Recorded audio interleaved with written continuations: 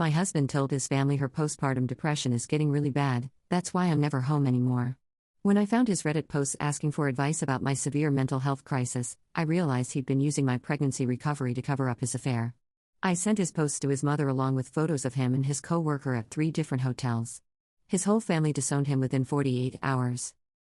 I'm a 28-year-old from Portland, and until 6 weeks ago, I thought I had a supportive husband who was just struggling to adjust to fatherhood. My daughter Emma was born 4 months ago after a difficult pregnancy that ended in an emergency C-section. The recovery was brutal, both physically and emotionally, but I thought my husband Jake was being understanding about the challenges I was facing as a new mom. Jake works as a project manager for a construction company, and he's always been the type to work long hours and take on extra projects. During my pregnancy, he promised things would change once the baby arrived.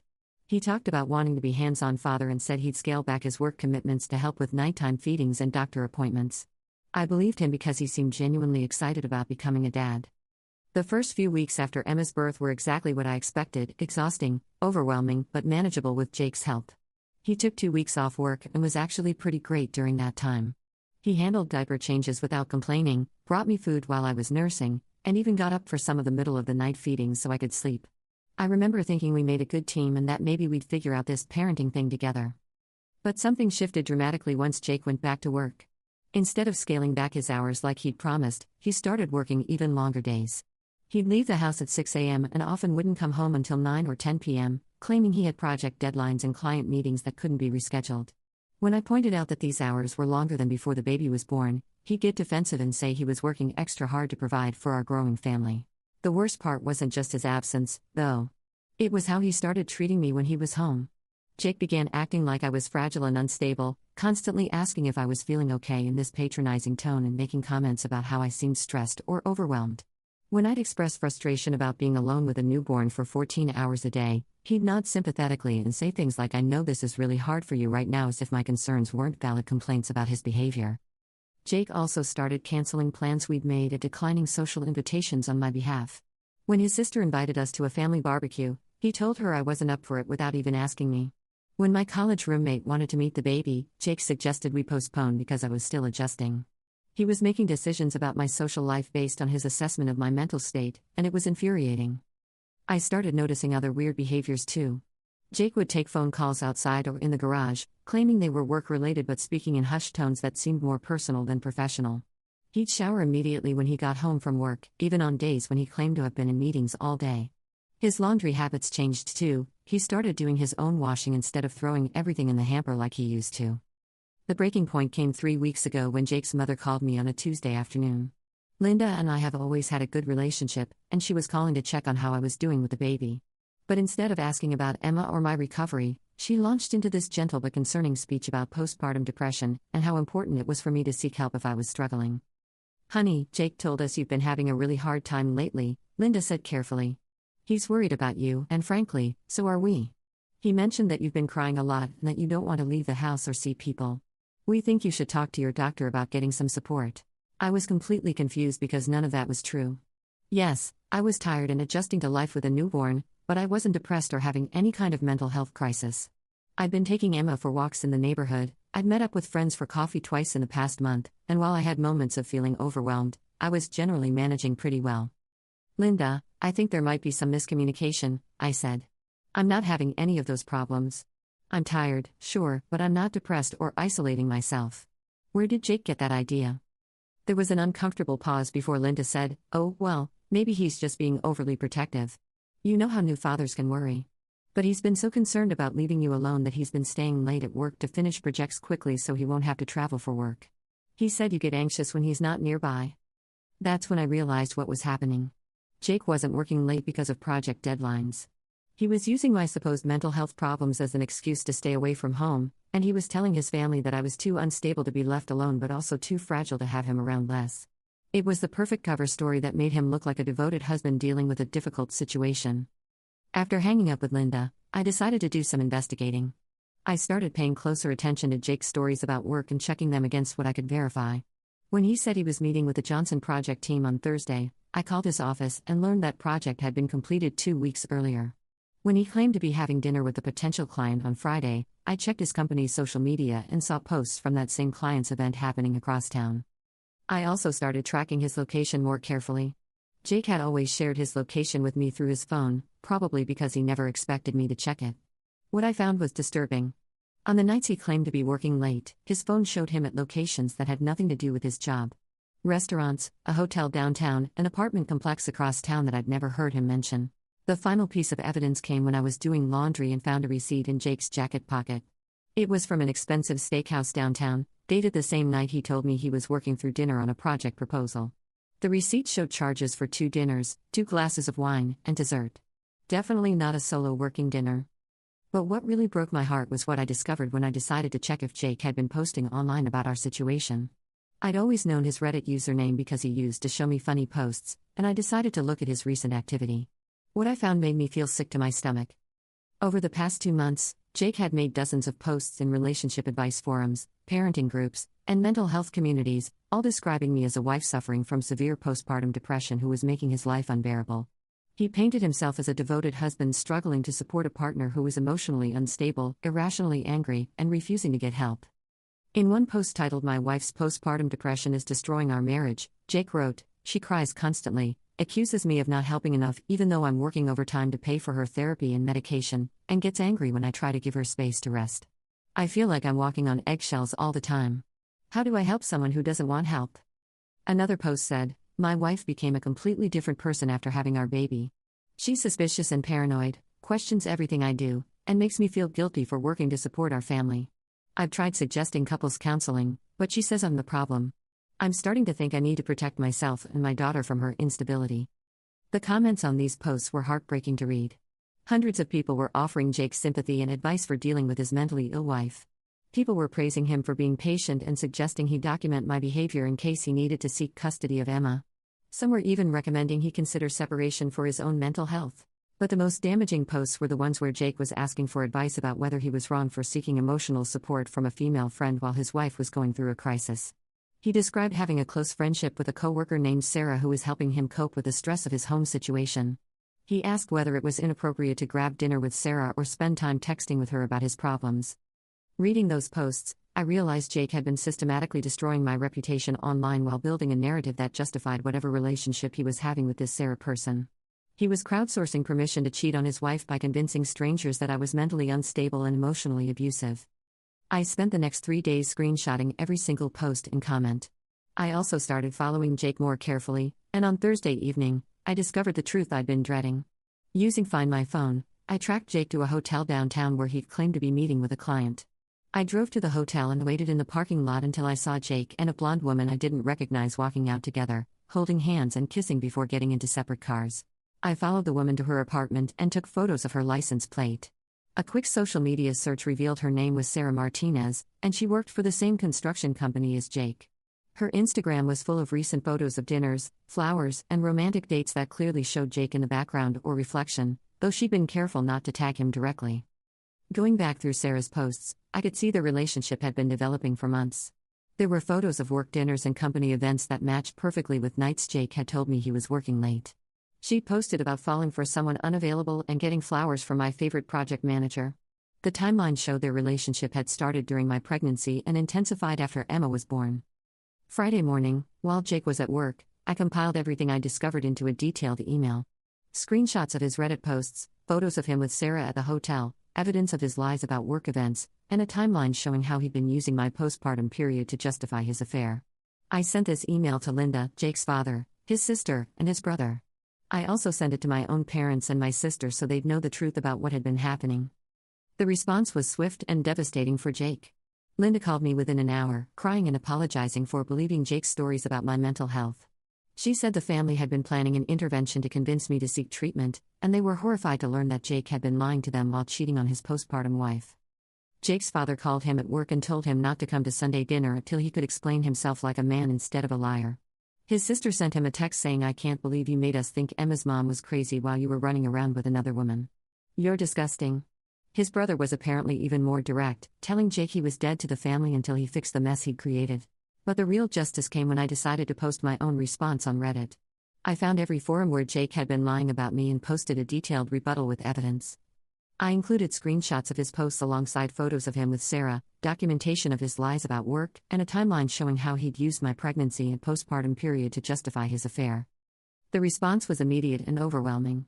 People who had previously offered Jake sympathy were appalled to learn they'd been manipulated into supporting a cheating husband. Several users who remembered his posts reached out to apologize for the advice they'd given him. The moderators of multiple forums banned Jake's account and pinned my post as an example of how people manipulate online communities. Jake came home Friday evening to find his bags packed and a printed copy of the divorce papers I'd filed that afternoon. He tried to deny everything at first, claiming the photos were taken out of context and that Sarah was just a friend helping him cope. When I showed him the screenshots of his Reddit posts, he became defensive and angry. "You invaded my privacy," he said. "Those posts were my way of getting support during a difficult time." "Difficult time?" I asked. "You mean the difficult time of cheating on your wife while she recovered from childbirth, and telling the internet she was mentally unstable?" Jake tried to flip the script, claiming that my detective work proved I was paranoid and controlling just like he described in his posts. He said any normal wife would trust her husband instead of tracking his location and checking his social media activity. "Normal husbands don't lie to their families about their wives having mental breakdowns while they're having affairs," I replied. "Normal husbands don't crowdsource justification for cheating on Reddit." The conversation ended with Jake moving in with his brother temporarily, since his parents had made it clear he wasn't welcome at their house until he made things right with me and Emma. Sarah apparently broke things off with him that same weekend, likely because she hadn't signed up to be the other woman in such a public scandal. Update 1. It's been 2 weeks since I discovered Jake's Reddit posts and confronted him about the affair. The response from both our families and the online community has been overwhelming, and I wanted to provide an update on what's happened since. First, the legal situation. I met with a divorce attorney the Monday after I kicked Jake out, and she said I have an extremely strong case for both divorce and full custody. Jake's own Reddit posts provide documented evidence of him lying about my mental health and using our daughter as a justification for his affair. The attorney said his attempts to paint me as an unfit mother while he was cheating could actually work against him in custody proceedings. Jake has been trying to do damage control all week. He deleted his Reddit accounts after my posts started getting attention, but it was too late since I'd already screenshotted everything. He also tried to convince his family that I'd misunderstood his posts and that he'd been exaggerating his concerns about me to get better advice online. His mother shut that down pretty quickly. "You told us she was having a mental breakdown and couldn't be left alone with the baby," Linda told him. "You made us think she needed psychiatric intervention. That's not exaggerating, that's lying about serious mental health issues for your own benefit." The fallout at Jake's work has been significant too. Apparently word spread about his Reddit posts and the affair with Sarah, and several coworkers have come forward to say they'd suspected something was going on but hadn't wanted to get involved. Sarah was transferred to a different department, and Jake is facing a disciplinary review for conducting a personal relationship that created a hostile work environment. But the most satisfying consequence has been watching Jake realize that nobody believes his victim narrative anymore. He tried posting a response on Reddit claiming I'd manipulated the evidence, and that he was the real victim of an abusive wife who violated his privacy. The response was brutal. People called him out for trying to gaslight an entire online community, and his posts were downvoted into oblivion. Several users who'd originally offered Jake sympathy came forward to share how betrayed they felt by his manipulation. One woman wrote, "I spent time writing thoughtful advice for a man I thought was struggling with his wife's mental health crisis. Finding out he was actually cheating while his wife recovered from childbirth makes me sick. This is exactly why people don't trust men who claim their wives are crazy." Jake has been asking to see Emma, and I've been allowing supervised visits at his brother's house. During one of these visits, Jake tried to convince me to go to couples counseling, claiming we could work through this if I'd just give him a chance to explain. I told him there was nothing to work through. He'd systematically lied about my mental health to justify cheating, and that wasn't something you could fix with therapy. "I made mistakes," he said, "but I was overwhelmed and didn't know how to handle everything." "So was I replied. "I was recovering from major surgery while caring for a newborn. The difference is I didn't lie to our families about your mental health or start an affair." The conversation with my own family has been healing. My parents had been worried about me based on things Jake had told them, and they were relieved to learn that I was actually managing new motherhood pretty well considering the circumstances. My sister has been staying with me and helping with Emma, and having that support has made me realize how much easier everything could have been if Jake had actually been the partner he pretended to be. I've also been getting messages from women who read my Reddit posts and recognize similar patterns in their own relationships. Apparently, using postpartum depression as a cover for infidelity is more common than I realized. Several women shared stories about partners who'd claimed they were having mental health crises while actually cheating or planning to leave. One message particularly stood out: My ex-husband told everyone I had severe postpartum anxiety and couldn't be trusted alone with our twins. I found out later he'd been having an affair with his secretary and was trying to build a case for custody by making me seem unstable. Thank you for sharing your story because it helped me realize I wasn't crazy for feeling like something was wrong. Jake's attempts to rebuild relationships with his family aren't going well. His sister told me he showed up at her house last weekend trying to explain his side of the story, but she asked him to leave after he continued to blame me for forcing him to seek support elsewhere. His father apparently told him that real men don't abandon their wives after childbirth and then lie about it to cover their tracks. The most difficult part of this whole situation has been dealing with the emotional manipulation Jake continues to attempt. He's been sending me long text messages about how much he misses his family and how he's willing to do whatever it takes to fix things. But these messages are always followed by subtle attempts to shift blame back to me or minimize what he did. In one text, he wrote, "I know I handled things poorly, but I felt like I couldn't talk to you about how overwhelmed I was feeling. Maybe if we'd communicated better, none of this would have happened. I showed this to my therapist. Yes, I actually am seeing someone now, ironically, and she pointed out how Jake was still trying to make his affair partly my fault." Update 2. It's been 6 weeks since I discovered Jake's Reddit deception, and the situation has continued to evolve in ways I didn't expect. I wanted to share another update because several people have asked about the legal proceedings and Jake's ongoing attempts to control the narrative. The divorce is moving forward smoothly. Jake initially tried to fight for 50-50 custody, claiming he was a devoted father who'd been unfairly characterized by my vindictive response to his infidelity. However, his own Reddit posts proved to be incredibly damaging to his case. His attorney apparently advised him to accept supervised visitation and weekend custody after reviewing the evidence. What really hurt Jake's position was a post I'd screenshotted where he'd written, "Sometimes I wonder if I'm even ready to be a father. My wife expects me to help with nighttime feedings and diaper changes, but I work long hours and need my sleep. She acts like taking care of our baby is a two-person job, but I think she's just overwhelmed and needs to learn better time management." The family court judge was not impressed with Jake's attitude toward parenting responsibilities, especially when contrasted with his claims that he was working late to provide for his family. The judge noted that Jake seemed to view childcare as entirely his wife's responsibility while simultaneously claiming she was too mentally unstable to handle it alone. Jake's relationship with his family continues to deteriorate. His parents invited me and Emma to Sunday dinner last week, but specifically told Jake he wasn't welcome until he stopped lying and started taking responsibility. During the dinner, Linda apologized again for believing Jake's stories about my mental health. "I feel terrible that we were planning to confront you about getting psychiatric help," she said. "Jake was so convincing about how worried he was about you. We thought we were helping, but we were actually enabling him to continue his affair while making you feel isolated." Linda also revealed that Jake had been laying the groundwork for his deception much earlier than I'd realized. Apparently, he'd been making comments about my mood swings and difficulty adjusting since Emma was born, gradually building a narrative that I was struggling mentally before he ever posted anything online. "He'd call me after visiting you and say things like she seemed really overwhelmed today or I'm worried about how she's handling everything," Linda explained. "Looking back, I realize he was training us to expect problems so we'd believe him when he claimed you were having a breakdown. The manipulation was even more calculated than I'd initially understood. Jake hadn't just been covering for his affair, he'd been systematically undermining my credibility with our family so that if I ever discovered his cheating, no one would believe my side of the story." Meanwhile, the Reddit community's response to Jake's behavior has been fascinating to watch. My original post about discovering his deception has been shared across multiple platforms and has apparently become a case study in online manipulation. Several relationship bloggers have written articles about how people use mental health stigma to justify their bad behavior and control narratives about their relationships.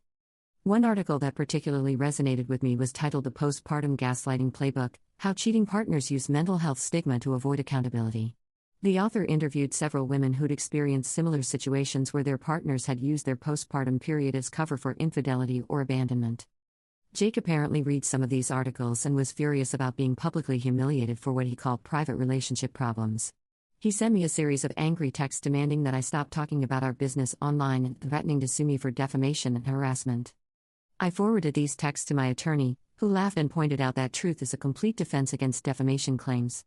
He documented his own bad behavior on Reddit, she said. "You can't defame someone by sharing their own words." The most significant development has been the impact on Jake's professional life. Word about his Reddit posts has spread throughout his company, and several female coworkers have complained to HR about feeling uncomfortable working with someone who'd publicly described his wife as mentally unstable while having an affair. Jake's supervisor called him in for a meeting last week and apparently told him that his behavior had created a hostile work environment and damaged the company's reputation. While Jake wasn't fired, He was passed over for a promotion he'd been expecting and was told that his conduct would be taken into consideration for future advancement opportunities. Sarah, his affair partner, has apparently left the company entirely. According to office gossip that filtered back to me through mutual acquaintances, she was mortified when Jake's Reddit posts became public because they made her look like she'd knowingly participated in manipulating a postpartum mother. She'd apparently believed Jake's stories about my mental health and felt used when she realized he'd been lying to her too. The financial implications of the divorce are working out better than I'd expected. Because Jake's affair and deception are well documented, and because he abandoned his family responsibilities while lying about the reasons, I'm likely to receive spousal support and a larger share of our marital assets. My attorney says Jake's behavior constitutes both adultery and emotional abuse, which significantly strengthens my position. Jake has been trying to negotiate a settlement that would avoid a public trial, presumably because he doesn't want his Reddit posts read aloud in open court. However, I'm not feeling particularly generous about protecting his reputation anymore. If he wants to avoid public embarrassment, he should have thought about that before posting lies about my mental health on the internet. I've also been contacted by a local news reporter who's working on a story about online manipulation and domestic abuse.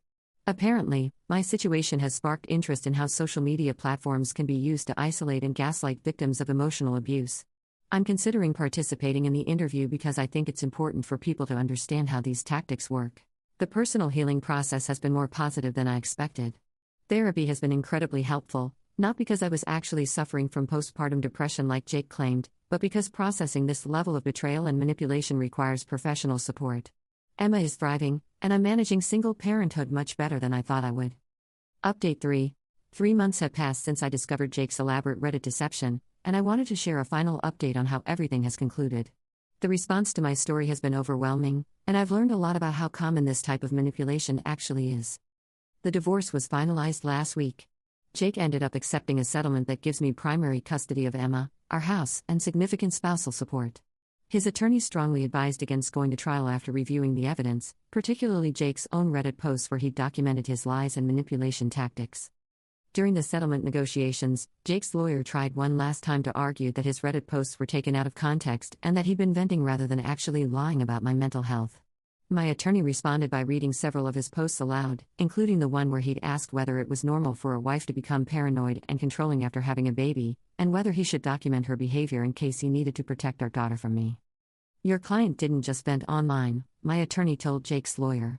"He created a false narrative about his wife's mental health to justify abandoning his family and having an affair. These posts show premeditation and a pattern of emotional abuse that continued for months." Jake signed the papers without saying a word to me. He looked defeated and angry, but I think he finally realized that his attempts to control the narrative had completely backfired. His plan to paint me as mentally unstable while positioning himself as a suffering husband had instead created a permanent record of his manipulation and lies. The professional consequences for Jake have been more severe than I initially expected. While he wasn't fired from his job, he was demoted and his security clearance was revoked due to trustworthiness concerns. Apparently, his employer decided that someone willing to systematically lie about his wife's mental health couldn't be trusted with sensitive client information. Jake has also been struggling to find new employment.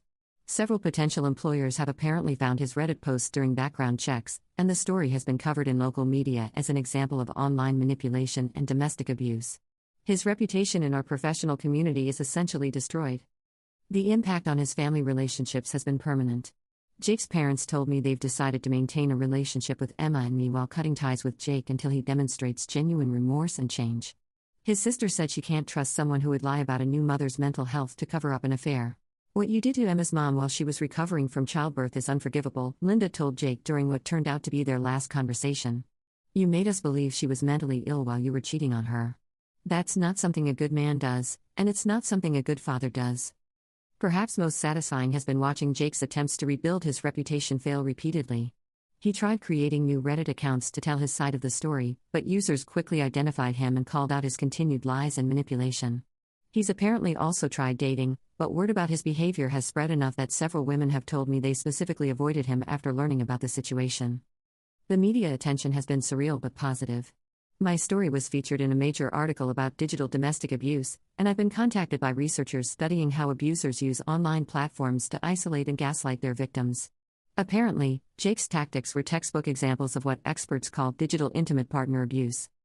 Dr. Jennifer Martinez, a researcher at the University of Washington who studies online manipulation, told me that Jake's behavior was particularly sophisticated because he'd used mental health stigma to make me seem unreliable while crowdsourcing validation for his affair. Abusers often try to make their victims seem crazy or unstable, Dr. Martinez explained.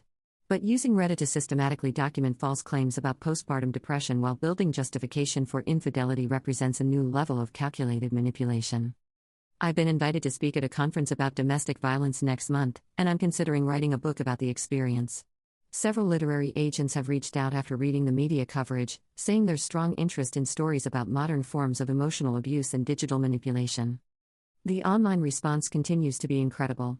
I've received hundreds of messages from women who've experienced similar situations, partners who use their postpartum period, mental health struggles, or other vulnerabilities as cover for infidelity or abandonment. Many of them said reading my story helped them recognize that they weren't crazy for feeling like something was wrong in their relationships. One message that particularly moved me came from a woman whose husband had used her anxiety disorder as justification for having an affair. He told everyone I was too unstable to be a good wife, and I started believing him. Seeing how Jake manipulated you helped me realize that my ex was using my mental health against me too. Thank you for showing me that I wasn't the problem. I've also heard from men who said my story helped them recognize manipulative behavior in their own relationships or made them more aware of how mental health stigma can be weaponized against vulnerable partners. Emma is now 7 months old and absolutely thriving. She's a happy, healthy baby who seems completely unaffected by the drama that surrounded her early months. Jake sees her for supervised visits every other weekend, but he's shown little interest in being an active father. He usually returns her early and often seems more interested in complaining about his situation than actually spending time with his daughter. I'm doing well personally and professionally. The marketing firm where I work has been incredibly supportive throughout the divorce process, and I recently got a promotion. I've also started dating someone new, a single father who thinks my story about standing up to Jake's manipulation is inspiring rather than vindictive. The financial situation has worked out better than I'd hoped. Between the divorce settlement, spousal support, and child support, Emma and I are financially secure. I've also received offers for paid speaking engagements and writing opportunities that could provide additional income. Looking back, I'm grateful that I discovered Jake's Reddit posts when I did. If I hadn't found them, he might have continued his manipulation for years, possibly convincing our families that I actually did need psychiatric intervention. The evidence I gathered not only proved my sanity but also protected Emma from a father who was willing to lie about her mother's mental health for his own convenience. The experience has taught me valuable lessons about trusting my instincts and documenting concerning behavior. I almost convinced myself that I was being paranoid when I started investigating Jake's stories, but my gut feeling that something was wrong turned out to be completely accurate. To anyone reading this who feels like their partner is making them question their own sanity or using their vulnerabilities against them, trust your instincts. Document everything. And remember that someone who truly loves you won't use your mental health, medical recovery, or other challenges as weapons against you. Jake's plan to use my postpartum period as cover for his affair ultimately destroyed his reputation, his family relationships, and his career. Sometimes the truth has consequences, and sometimes those consequences are exactly what someone deserves. The woman I am now would never tolerate being gaslighted about my mental health while my partner cheated on me. I'm stronger, more confident, and infinitely better off without someone who would lie about my sanity to justify his betrayal. Emma deserves better than a father who would manipulate her mother's postpartum recovery for his own selfish purposes, and I deserve better than a husband who would crowdsource permission to abandon his family. Edit. Thank you for all the supportive messages and awards. To those asking about resources, I've added links to organizations that help with postpartum support, digital abuse, and legal assistance for mothers dealing with manipulative partners. Remember that anyone willing to lie about your mental health to justify their bad behavior isn't someone worth saving a relationship with. Edit 2. Jake apparently found this post, someone must have sent it to him, and has been trying to contact me through various platforms claiming this is harassment and threatening legal action. I forwarded all his messages to my attorney, who says his behavior is actually helping our case for the restraining order we're considering. Some people never learn.